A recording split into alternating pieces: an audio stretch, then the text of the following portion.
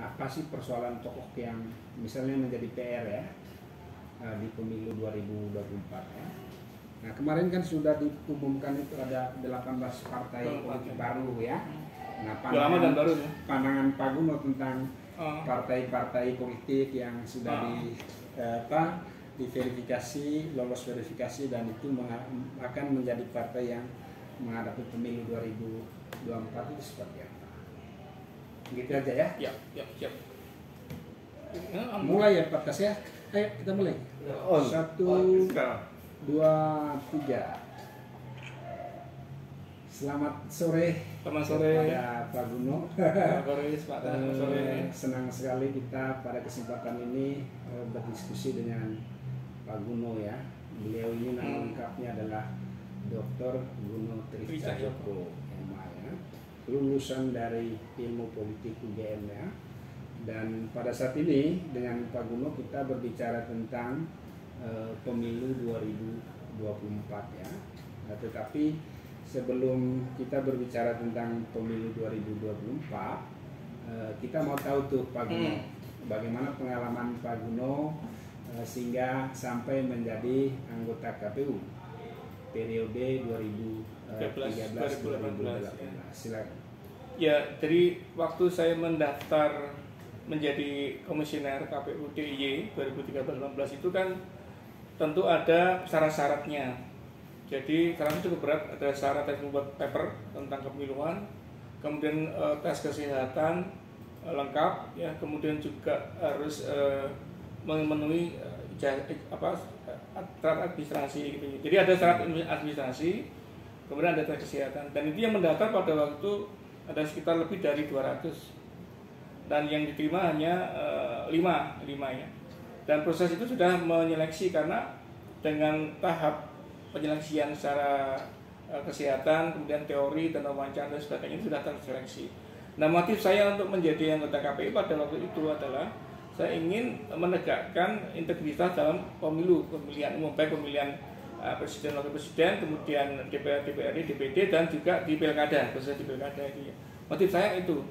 Pada waktu itu saya sedang menyelesaikan doktor saya sebenarnya, tinggal ujian terbuka, tapi kemudian karena diterima sebagai anggota KPU itu sehingga saya menjalani amanah negara untuk bisa menjadi penyelenggara. Nah, khususnya pada waktu saya menjadi penyelenggara pertama itu dipercayakan untuk mengampu bidang logistik dan keuangan.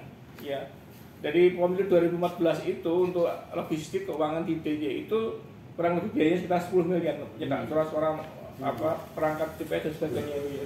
Nah, itu berjalan dengan lancar. Kemudian tahun yang ketiga saya diminta untuk menangani bidang teknis pelaksanaan. Teknis pelaksanaan itu kaitannya dengan verifikasi parpol, pendaftaran calon dan sebagainya, memverifikasi gitu ya.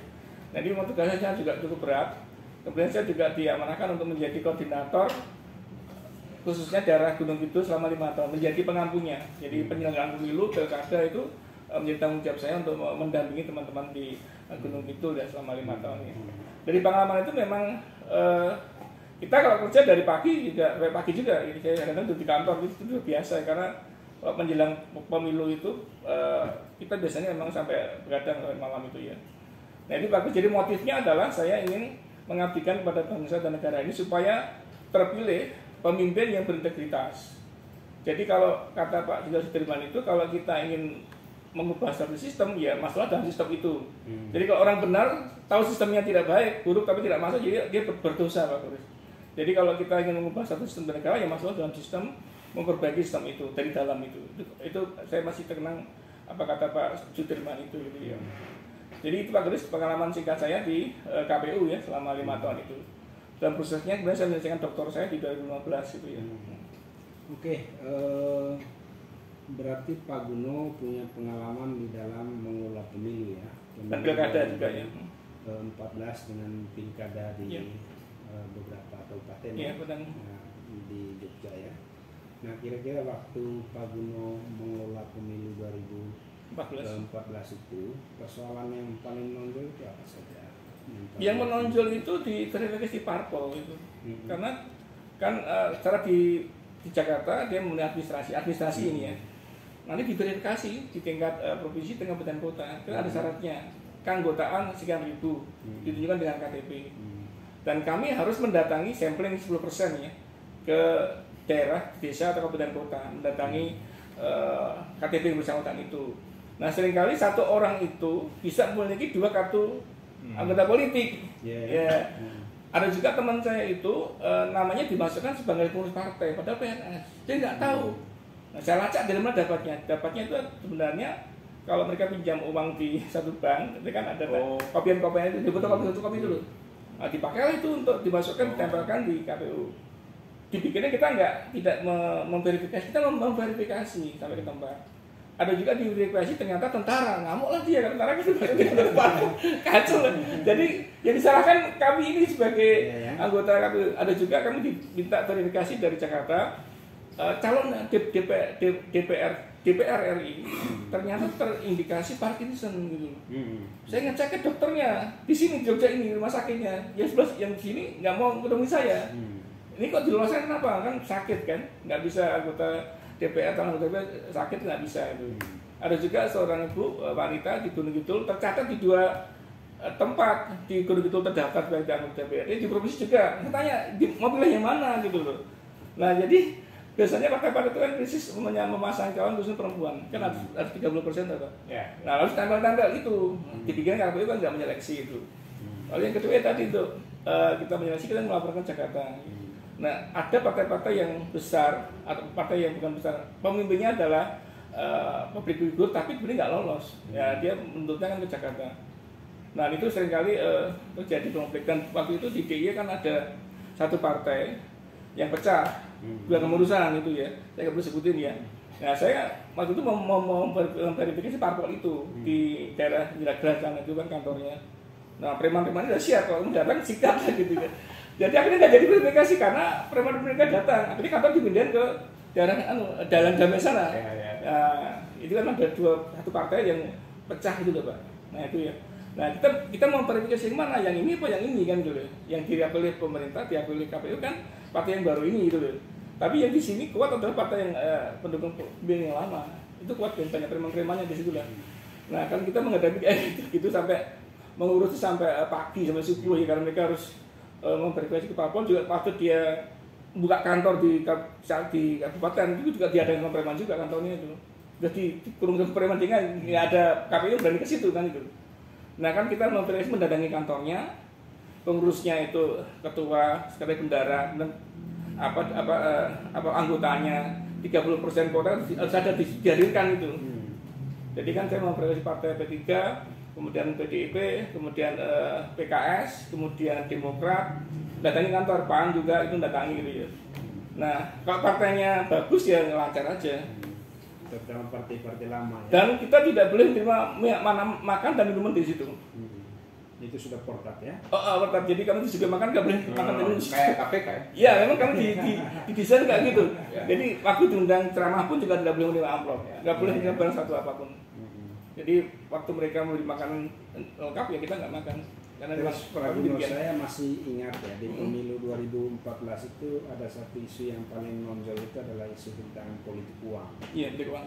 Ada partai yang membawa uang pakai mobil box ya, ke Gunung Kidul ya. Iya. Nah, bagaimana nih sikap kemudian secara emosional ya? Ya itu ketepatan itu teman saya yang menemukannya. Jadi anggota Bawaslu. Jadi itu kan temuan dari Bawaslu. Saya dipertunjukkan HP-nya, difoto tuh nama-nama amplopnya, nama kepada si A, si B ada semua, jumlahnya ada semua itu. Kan diproses. Itu kan prosesnya di Bawaslu kan dengan Gakumdu itu ya di tingkat ini oke mau diangkat, tapi kemudian di tingkat Gakumdu provinsi hilang itu karena emang ya ada orang-orang besar, orang kuat yang menekan itu sehingga itu nggak diproses ya. Kalau itu diproses berarti kan membongkar aib dari satu tokoh ini gitu kan. Dan bisa jadi dia nggak akan dipilih karena tercemar. Tapi ini ada kekuatan lebih besar yang meloloskan itu. Nah kalau kami dari KPU itu kan sebenarnya kewenangannya Bawaslu untuk menindakkan, di undang-undangnya jelas ada tindakan hukum pidana dan perdata ya. Masuk penjara sekian tahun, denda sekian juta itu ada semua di undang-undang itu ada itu. Tapi memang sekali lagi ini ya Bawaslu menemukan pada waktu di Gakumdu itu ada kepolisian, ada kejaksaan itu di sinilah ya kemudian mentah gitu. Teman-teman saya di bawah itu juga ngeluh, harusnya ada ini tapi ya kayak gitulah situasinya seperti itu Pak. Kalau ada teman saya misalnya dia sudah jadi anggota DPRD satu partai di ini provinsi ya. Nah di daerahnya dipasang menerima serangan fajar gitu. Ada pamflet. Nah teman saya itu tidak memberikan itu, kalah kok itu, kalah itu. Padahal dia anggota DPRD Kampung loh, kalah dengan jadi itu. Nah terus teman itu tanya lagi Pak Gono gimana itu undang-undangnya. Nah waktu itu belum ada undang-undang nomor 7 kan. Belum ada tuntutan bahwa yang menerima uang pun juga harusnya disangkakan sanksi pidana dan perdata. Waktu itu belum ada. Nah sekarang undang-undang nomor 7 itu kan lebih progresif. Sanksinya yang memberi dan yang menerima kena gitu. Kena hukuman pidana perdata itu. Kalau KPU kan melaksanakan nanti pengawasnya penegakan pengadilan kan kewenangannya Bawaslu. Nah Bawaslu itu memang lagi bergumul sebenarnya dia punya kewenangan untuk adjudikasi ya, memutuskan pengadilan, memutuskan kasus itu. Tapi selalu dimentahkan oleh pihak-pihak kejaksaan dan kepolisian. Nah ini yang sekarang diperjuangkan Bawaslu, kalau kasus-kasus seperti ini harusnya Bawaslu bisa memutuskan ini salah berdasarkan pasal sekian-sekian. Tapi ya ini dikebiri undang-undang Bawaslu nggak bisa gitu loh. Temuan jelas ada saksinya, ada duitnya, ada orang-orangnya, tapi dia nggak bisa mutusin gitu loh. Nah mentahnya di situ. Di keluhan Bawaslu kan sekarang di situ. Dia menjadi pengawas tapi tidak punya kemampuan untuk menegakkan keadilan. Walaupun ada kesalahan, ada buktinya itu. Minimal 2 orang, ada saksi, bukti, ada laporan kan. Tapi selalu mentah di situ. KPU hanya menyelenggarakan aja. Pihak pengadilan, keuangan, manipulatif itu di Bawaslu sebenarnya. Kalau ada laporan, ada bukti saksi, mereka bisa memproses itu gitu. Oke, kemudian ini terkait dengan pilkada ya. Pengalaman mengelola pilkada ini kan 2015 itu kan pilkada Sleman sama pilkada Bantul ya. 2016 itu ada pilkada Gunung Kidul ya. Kemudian 2017 pilkada kota ya. Kota ya. Nah, gimana pengalaman? Jadi pengalaman yang unik itu di kota ya. Saya waktu itu belum kenal alumni kita itu ya. Saya kan datang ke Bulurejo kecamatan. Proses penghitungan suara kan saya sebagai anggota KPU mengawasi dari awal sampai akhir, mendatangi TPS itu.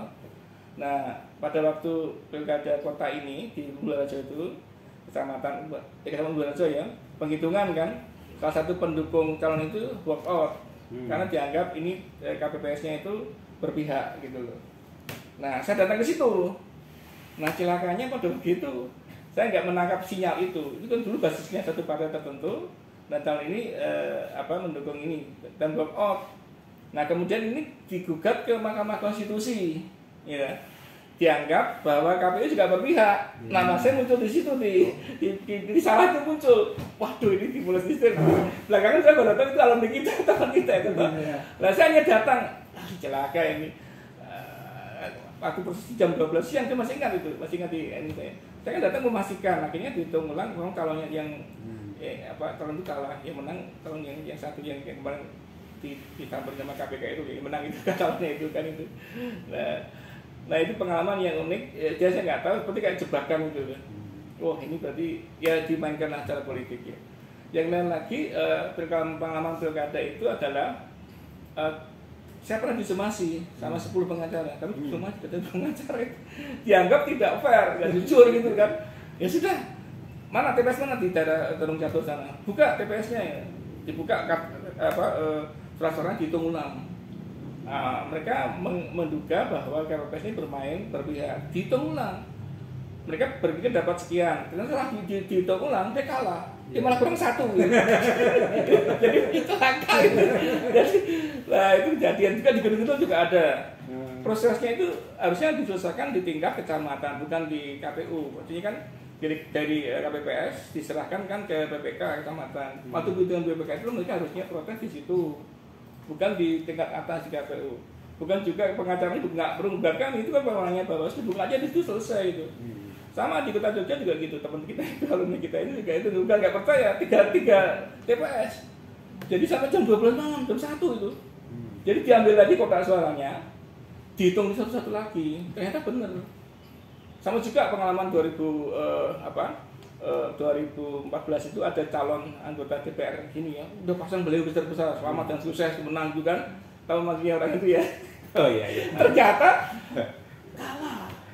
Nah, kami waktu itu presentasi di KPU RI kan, ini loh suara kami. Suara kami dimentahkan.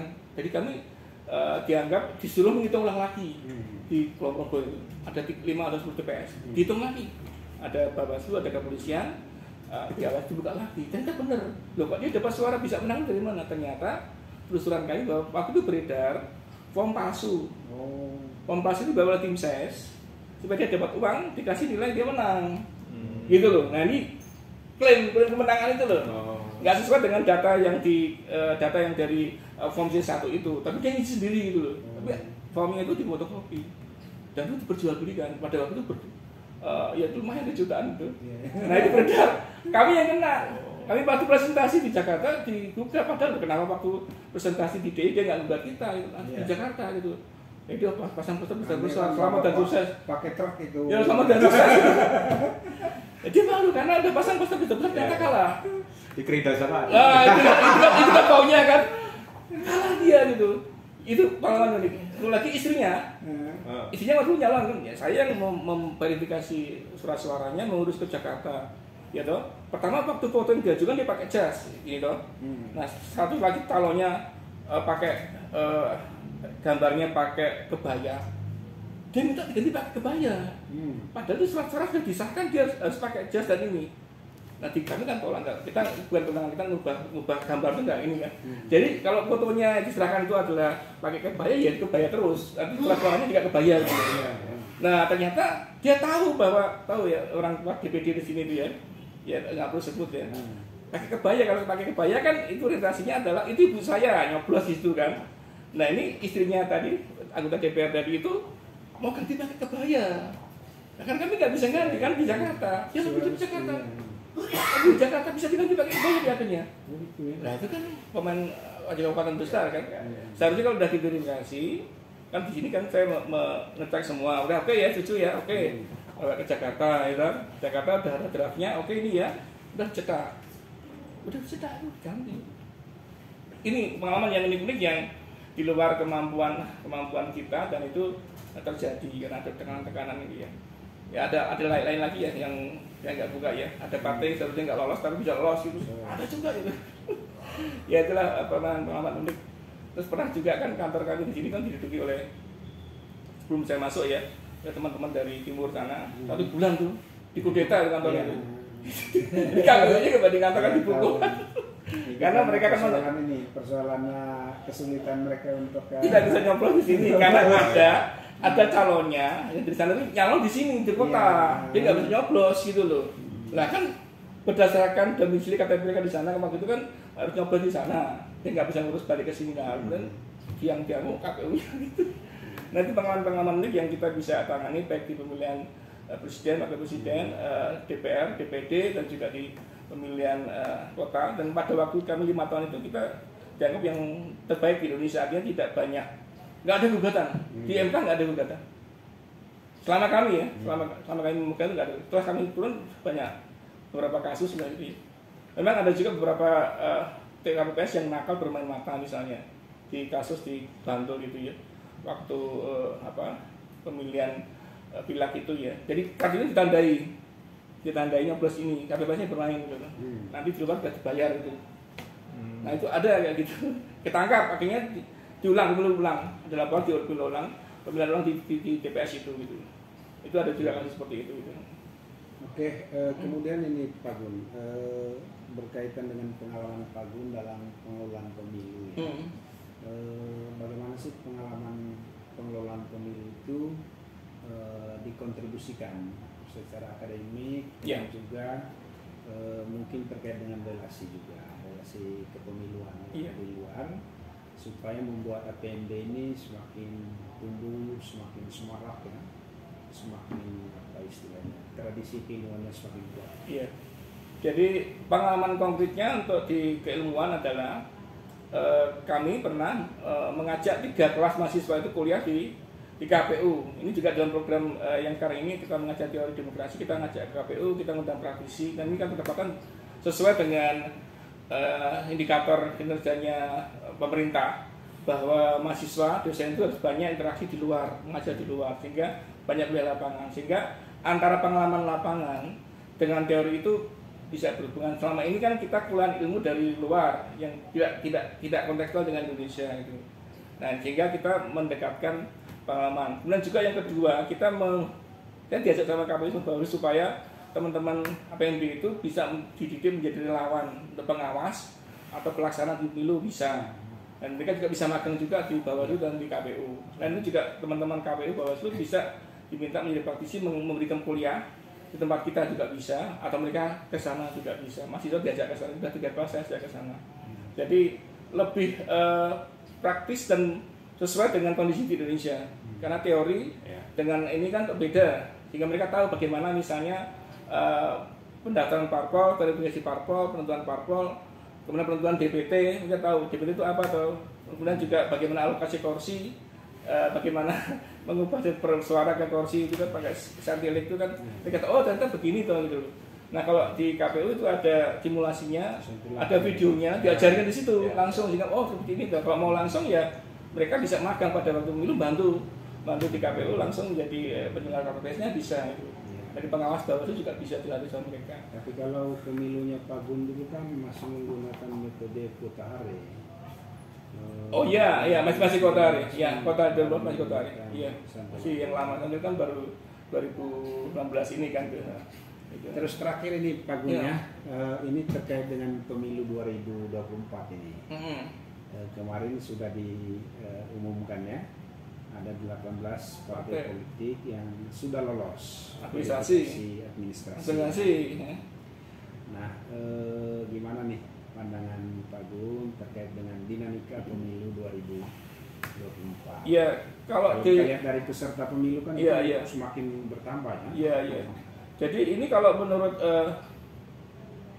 studi saya juga berdasarkan penelitian yang ada dari para tokoh-tokoh atau pakar itu, bahwa kalau partainya terlalu banyak, ya multi partai, itu kondisinya kan akan menghasilkan pemerintah yang tidak stabil, pasti koalisi.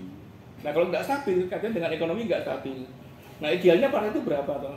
Kalau yang di Undang-Undang Nomor 7 yang belum diamandemen itu, selayaknya partai yang tidak mendapatkan kursi di DPR pemilu 2019 lalu itu seharusnya tidak berikut, ya. Sehingga semakin kecil. Dari partai, kalau tokoh pernah ditanya waktu ujian disertasi, saya nggak perlu sebut namanya itu, yang ideal di Indonesia itu ya 6 saja, 6 partai. Kalau yang kemarin dapat kursi kan 9 partai. Dari 9 partai itu yang dilanjutkan untuk mengkonsolidasi, memperkuat sistem presidensial itu kan.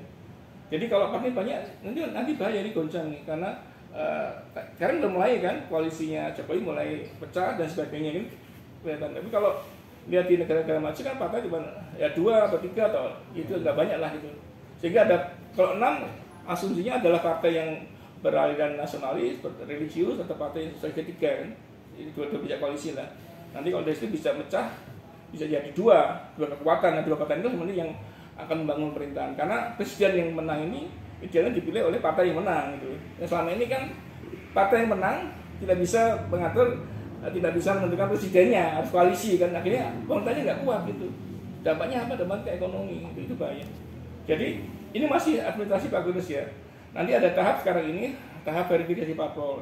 Jadi dari 18 itu kalau masih pakai regulasi yang lama, Undang-Undang Nomor 7 itu 2017 itu bisa jadi dari 18 itu bisa tereliminasi kalau dicek di misalnya di provinsi dia tidak punya anggota sekian ribu, di kabupaten enggak ya berarti jadi tereliminasi. 3/4 di provinsi. Ya itu undang-undangnya kan begitu bunyinya. Tapi ya ini kan tarik menarik politik ya. Idealnya partai yang sudah ada aja ini diperkuat. Ya kalau tidak perlu partai-partai yang baru gitu. Bukan berarti membatasi demokrasi, ini kita melihat kepentingan lebih luas, ada semacam konsensus. Ini untuk negara, untuk stabilitas. Tapi kondisi pasca Covid ini kan negara kondisi ekonomi yang sulit ya. Jadi partai jangan sampai elit dan mengaduk-aduk ini kondisi ekonomi yang merugikan rakyat. Merugikan ke rakyatnya, bukan untuk rebutan kekuasaan gitu ya. Bukan berarti nggak boleh demokrasi gitu. Tetap diberikan demokrasi, mereka bisa berkoalisi dengan partai-partai yang sudah jelas mendukung yang ada ke sana misalnya gitu. Jadi menurut saya itu 18 itu masih nanti akan ada yang tereliminasi lagi, khususnya partai-partai baru yang notabene kan baru kan. Ya, saya nggak perlu sebutkan apanya kan. Nanti kalau dicek di kabupaten kecamatan itu pasti ada yang bolong gitu. Kalau misalnya di sini sampelnya 3 kabupaten kota gitu. itu harus lolos semua sesuai. Kalau nggak satu aja nggak lolos berarti gagal. Kalau satu provinsi gagal, ya nasional juga nggak berhasil gitu kalau nggak lolos. Tapi karena pengalaman kami lalu karena ada permainan politik, ada satu partai sebenarnya nggak berhasil lolos. Tapi ya turun mereka dari DPR turun ke Jogja. Lobby kita akhirnya ya udah kita bantu. Gitu. Jadi sampai gitu Pak. Jadi DPR telepon langsung datang. Gitu. Oke, gitu ya. Pak Gun ya, kira-kira peluang dan kesempatan apa nih yang bisa kita kontribusikan untuk pemilu 2024? Ya kalau untuk kita dari APMD kan dari segi keilmuan ya, keilmuan dengan pemikiran, jadi mencerahkan pemerintahan gitu, dan itu harus fokus tegak lurus mengutamakan kepentingan rakyat banyak. Jadi itu yang utama. Jadi kekuasaan itu jangan sampai mengabai terhadap kepentingan rakyat. Apa kepentingan rakyat banyak? Mereka juga butuh pekerjaan. Ini kan ada karena ribuan orang di PHK karena kondisi krisis dunia ini ya, dampak dari perang Rusia dan Ukraina dan sebagainya itu kan. Jadi elit harus ingat bahwa mereka itu diberi mandat oleh rakyat atau tertinggal dari rakyat. Perguruan tinggi adalah tetap mendorong untuk mencerahkan supaya rakyat tidak mudah dibohongi, tidak mudah ditipu. Bahwa yang punya kedudukan kamu, ya, Anda harus menuntut wakil-wakil Anda untuk nanti ingat kalau Anda jadi harus berpihak pada rakyat. Jadi jangan sampai membajak kedaulatan rakyat itu. Nah, perguruan tinggi mendorong memberi pencerahan itu, khususnya kita banyak bergerak di desa. Desa itu kan kata Pak Goris, kata Pak Tor itu negara itu menjadi predator kata Pak Goris. Kalau kata Pak Tor, negara itu menjadi parasit dari desa. Kalau bahasa saya negara itu lintah begitu. Ya, artinya elit itu jangan sampai menjadi lintah menghisap desa. Yeah. Jadi kita harus memperkuat desa karena basis kerakyatan kita ini adalah orang desa itu ada 72.000 desa dan ada jutaan orang yang sekarang membutuhkan bantuan pemerintah ya dalam rangka kesejahteraan, kesehatan, pendidikan dan seterusnya itu yang menjadi kebutuhan pokok mereka itu. Jadi yang utama adalah itu. Ya, bukan bagi-bagi kekuasaan atau rebutan kekuasaan lupa amanah rakyat itu. Gitu Pak Goris. Oke, terima kasih banyak. Demikian wawancara atau diskusi singkat kami dengan Bapak Dr. Guno Cahjoko, Ketua Program Studi Ilmu Pemerintahan. Salam hangat dari TAS, bukan kantor berita, dan Goris Hadan TV.